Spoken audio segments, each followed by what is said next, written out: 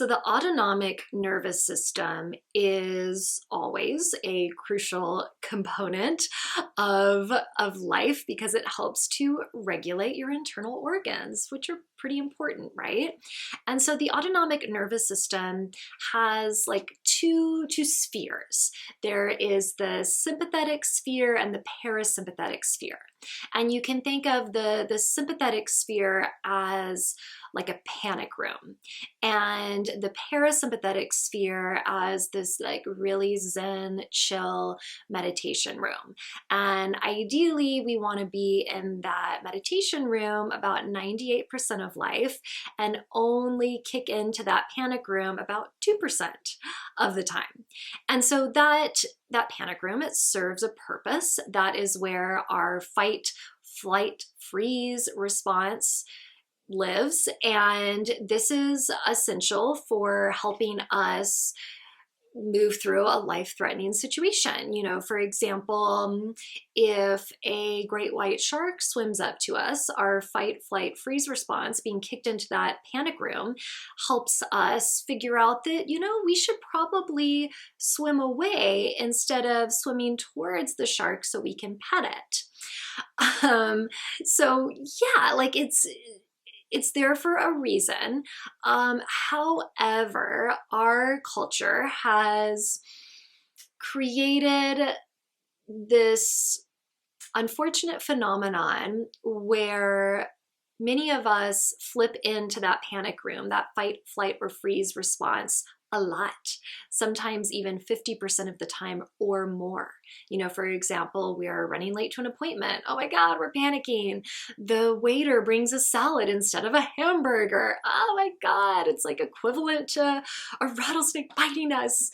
And the thing is, you know, our mind, the autonomic nervous system, it doesn't know the difference between like a rattlesnake jumping out and the waiter bringing the wrong thing. You know, when we start to have this big reaction to that thing, our body responds by, in some situations, kicking us into that panic room.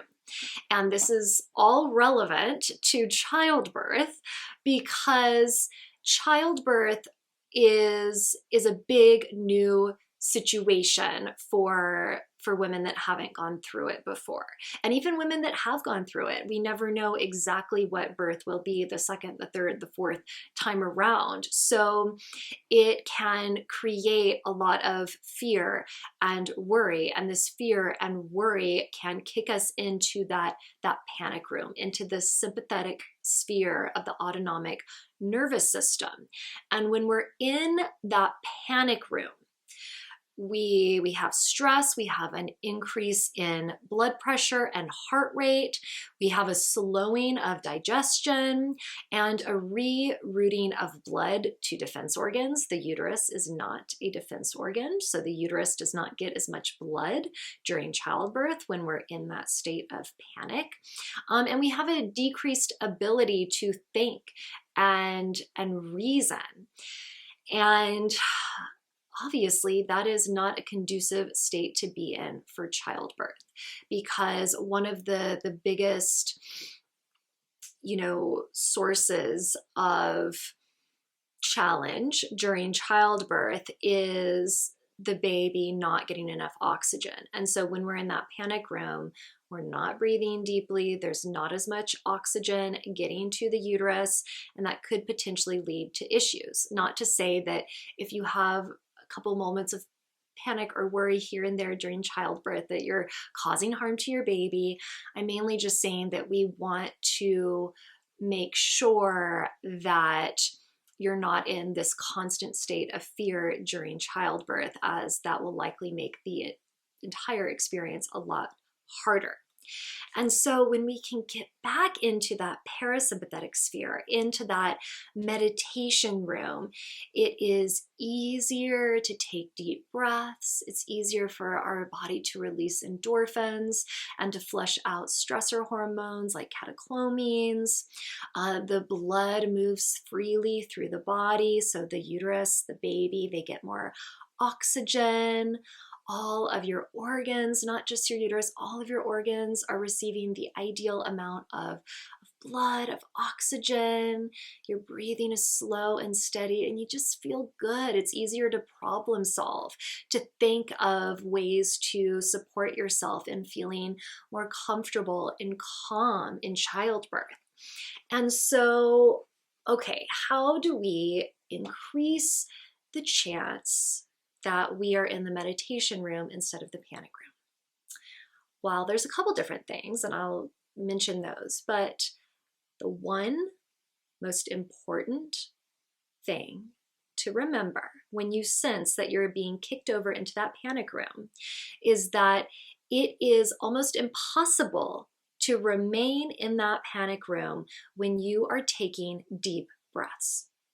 When you're forcing yourself to breathe in through the nose, out through the nose, it's really, really difficult for the body to stay in that space of panic. Because if you were in a truly life-threatening situation, you wouldn't have time to pause and take deep breaths. You would be having the appropriate response. But during childbirth, a situation that for many women, not all, but for most women is not a life-threatening situation, there is time and space to breathe. So if you just force yourself, say, oh my God, okay, I feel like I'm panicking, I'm in fear, this is really scary, but like, okay, just make myself breathe. And even if there's this voice in your head saying, that won't work, no matter how much we breathe, we'll always feel this fear, nothing like that will work, just force yourself. Say, okay, I'm just going to take 10 deep breaths. And if I still feel panicked at the end of those 10 deep breaths, then fine, forget it. But if you make yourself take 10 really slow, really deep breaths, I can almost guarantee you will start to shift out of that panic room and into that meditation room by the time those 10 breaths are done. So really, really commit to breathing at any time when you're in that panic room, but especially during childbirth. And in hypnobirthing, we talk about what's called the fear, tension, pain cycle. And the idea is that when you have a fearful thought in your mind, your body tenses. When your body tenses, you feel more pain. When you feel pain, that can create more fearful thoughts, and you get stuck in this cycle. And again, one of the quickest ways to pull yourself out of that cycle is to just breathe. And you can set yourself up for a birth experience that is not as triggering, doesn't hold as many fears, by really engaging in a lot of fear release before you move into the birth experience. And so I'm going to include some links to a few different videos that I've made about different really effective fear release tools. And of course, you can use these tools during birth as well. But none of the fear release tools are going to have much impact if you don't start taking those deep breaths first.